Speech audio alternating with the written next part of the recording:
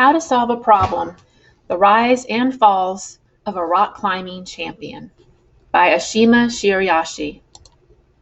Dear reader, the first time I met Ashima Shirayashi, we talked about hip-hop, books, and dessert. She is a teenager and curious about all the things that teenagers are curious about. For a moment, one could almost forget that she is one of the best in the world at what she does. And at the end of our meeting, I asked what she's doing next. She says she will go to practice, by which she means she will face a wall for 4 hours. She will climb it again and again, and she will work on holds and techniques. She will make mistakes and make them again until she learns how to do it better.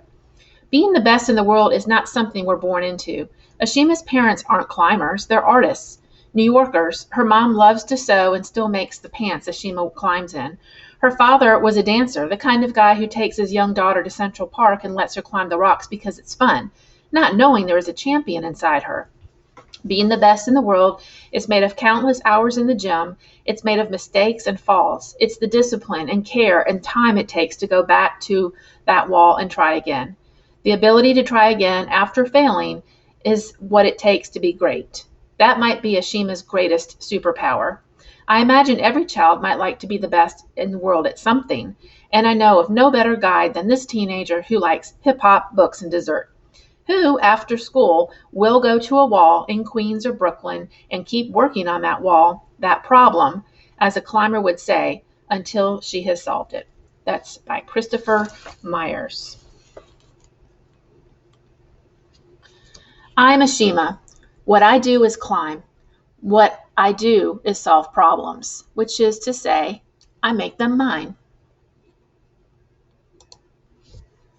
We climbers call our boulders problems. We also call our problems problems, and to solve them both is sort of the same. Once I had a problem, and it stretched into the sky. It was tremendously endless. It was bigger than thinking. It was as huge as the air or the night or the planet. It was a problem bigger than any I had ever seen, and I've seen plenty. There were twists and turns. There were places that looked as slick as glass. One part was arched like a question mark. Another part stuck out like my father's elbow in a photo I'd seen of him dancing. And another was shaped like bolts of fabric stacked in my mother's sewing room. There were many parts, and none of them looked easy. I sighed and clapped my hands full of chalk, which is what I do before I solve a problem. I held this problem in my head.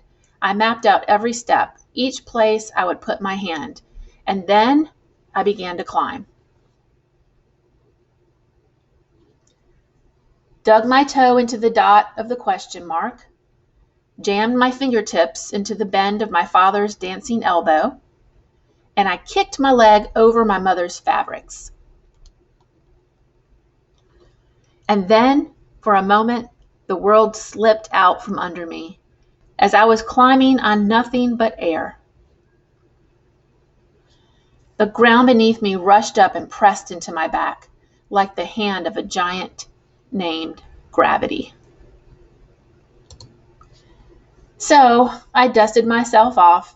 Dad asked how I was feeling. He passed me a peanut butter and jelly sandwich, and for a while we just sat there. Then, when I was ready, I looked at the problem again with new information the fall had given me. Each fall is a message, a hint, an idea, a new way to move from over there to over here. And so I started, and so I fell, and so I climbed again, listening to what the fall had told me. The problem that was endless, which I broke into little pieces, the problem that gave me hints with each fall, and surely and quickly I climbed the wall. I dug my fingers there and here and stretched my arms like ropes. I threw my body through the air and caught myself in all the ways I'd imagined, a bright path of thinking. And there, at the top of the problem, I looked down at the bolts of fabric, the dot of the question mark, and the bend of the elbow. and I waved hello at the memory of how hard the problem was, and looked for one problem more. And so this is a timeline of Ashima's ascent. This goes through her big accomplishments through her climbing adventure. And I'm going to read these quickly, starting where it says April 3rd, 2001. Ashima Shirayashi was born in Soya. Data is not available for when Ashima figures out how to climb out of her crib. At age 6, she begins climbing at Rat Rock in Central Park, New York City. At age 7, she enters her first climbing competition. At age 8, she solves the problem Power of Silence in Waco Tanks, Texas. This boulder is rated V10 for difficulty, a grade only expert climbers can achieve. She was 8 years old. At 9, she climbs her very first V11 and V12 problems, including looks like Rogered in the Shower and Chablanc in Waco Tanks. Age 10, she becomes the youngest person ever to climb the V13 problem, Crown of Aragon in Waco Tanks. The only elite climbers and professionals can climb at this grade. That was when she was 10. 13, she climbs the Golden Shadow in Rockland, South Africa, pictured in this book, her first V14. At age 14, she becomes the first woman in the world to climb V15 boulder problem Horizon in Mount Heiai, Japan. She is the second person ever to solve this problem. She was 14. At age 15, Ashima sweeps the IFSC Youth World Championships for her third year running and also places first in the SCS Nationals. And that's where she is today. What comes next? The sky's the limit.